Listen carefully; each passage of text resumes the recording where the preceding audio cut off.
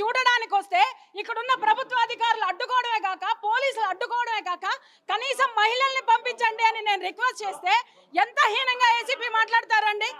Highlight అవడం కోసం వచ్చావా అన్నాడు. అరే నాకు హైలైట్ వీళ్ళు ఇచ్చితే వచ్చిందా లేకపోతే ఈ గుడి దగ్గరకు వస్తే వచ్చిందా? నాకు ఉన్నటువంటి కడుపు మంట ఈ గుడి దగ్గరికి రావడానికి దారితీసింది.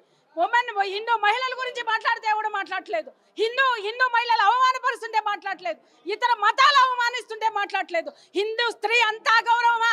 అంత చేతగానిదా? అంత పనికిరానిదా? ఏమనుకుంటున్నారు? ఇవాళ అమ్మవారిని కూల్చారు. రేపు పొద్దున భారతీయ మహిళకి రక్షణ ఎక్కడుంది ఈ ప్రభుత్వాల్లో? ఇది నేను ప్రశ్నిస్తున్నా. దయచేసి చెప్తున్నా, ఇంకా సిగ్గు లేకుండా హిందువులందరూ కొంపల్లోనే కూర్చుంటే, సిగ్గు లేకుండా వీడియోలు చూస్తూ కూర్చుంటే, అరే మీ బతుకులు, మీ ఇళ్లలో ఉన్న ఆడవాళ్ళ బ్రతుకులు ఎంత నీచంగా తయారవుతాయో అర్థం చేసుకోండి. ఇంతకుముందు అంటే ఏవైతే జరుగుతున్న ఘటనలు ఉన్నాయో వాటిలలో వాళ్ళు పిచ్చోళ్ళు చేస్తారు, వాళ్ళు వీళ్ళు చేస్తారు. ఇక్కడ గవర్నమెంట్ అధికారులు చేస్తారు. వీళ్ళందరూ పిచ్చోళ్ళ కింద లోపల పెట్టాలండి. ఇది ఒక పిచ్చి వాళ్ళ ట్యాగ్ వేశారు. మరి దీని మీదకి ఏమైనా సమాధానం చెప్తారు? అడిగే మగాడు అసెంబ్లీలో ఎవడైనా ఉన్నాడా ఈ సంఘటన గురించి? అరే భూలక్ష్మి అమ్మ గుడి విగ్రహాన్ని ధ్వంసం చేశారు, ముత్యాలమ్మ గుడి విగ్రహాన్ని ధ్వంసం చేశారు. ఎవడ్రా చేశాడంటే పిచ్చోళ్ళు అన్నారు. అంటే ఈ ప్రభుత్వం కూడా పిచ్చిదని ఈరోజు ప్రూవ్ చేసిందా లేదా?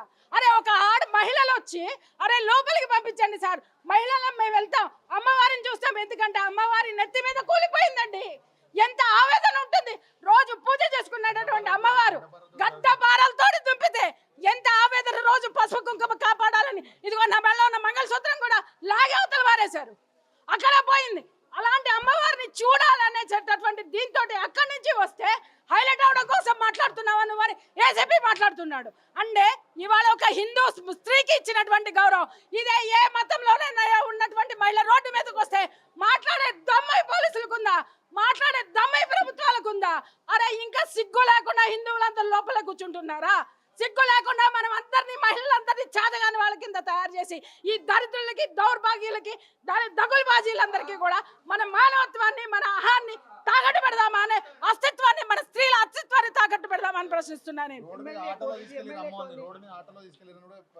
ఏమి గతి పట్టిందండి? బోనాల్లో అమ్మవారికి పలారం బళ్ళు కట్టి తీసుకొచ్చేటటువంటి అమ్మవారిని ఆటోల్లో తీసుకెళ్లినటువంటి అతి దీనమైన హీనమైన స్థితిని మనమే, మన హిందువులమే ఈ గతి అమ్మవారికి పట్టించాం. సిగ్గుపడాలి మనం హిందువులు అని చెప్పుకోవడానికి. నిజంగా సిగ్గుపడాలి. పసుపు కుంకుమ కాపాడేటటువంటి అమ్మవారికే గతి లేదంటే రేపు పొద్దున నీ పసుపు కుంకాలకి ఏం గ్యారంటీ ఉంటుంది? ఇవాళ పోలీసులు ఎంత దౌర్జన్యంగా మాట్లాడారు, ఎంత హేళనగా మాట్లాడారు. నేను ఒక హిందూ స్త్రీ ప్రతినిధిగా నేను ఇక్కడికి వచ్చాను. అరే ఆడవాళ్ళని పంపించండి అని మాట్లాడితే ఎంత ఘోరంగా మాట్లాడారు. మరి అమ్మవారిని ఏ స్థితిలో పలుగులు పెట్టి కొట్టి ఉంటారు? ఒక్కసారి జాగో హిందూ. ఎమ్మెల్యే కాలనీ అని ఇక్కడ ప్రజాప్రతినిధులు ఇక్కడ దగ్గరలోనే ఉంటారు, ఎవరు కూడా స్పందించట్లేదు. ఎలా వస్తున్నారు?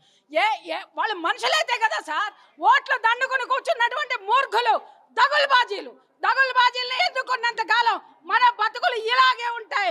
ఇలాంటి ప్రభుత్వాల్ని, మూఢతో ఉన్నటువంటి ప్రభుత్వాల్ని, దిక్కుమాలిన సెక్యులరిజం అని మాట్లాడి హిందువుల్ని తాకట్టు పెట్టేటటువంటి ప్రభుత్వాల్ని, కూల్చేటటువంటి ప్రభుత్వాల్ని తెగ నరికే రోజు ఎప్పుడు వస్తుందో, ఎవడైతే ముందుకు వస్తాడో అప్పుడే బాగుపడుతుంది భారతదేశం. ఓటుతో సమాధానం చెప్తాం. నేను ఇప్పటి వరకు రాజకీయాలు మాట్లాడలా, నేను ఎప్పుడు కూడా మాట్లాడలా. ఇప్పుడు కంకణం కట్టుకుంటా. ప్రతి ఒక్క హిందువుని జాగృతం చేస్తా, ప్రతి ఒక్క హిందూ స్త్రీని జాగృతం చేస్తా. ఓటుతో బుద్ధి చెప్పకపోతే అప్పుడు మాట్లాడతా నేను.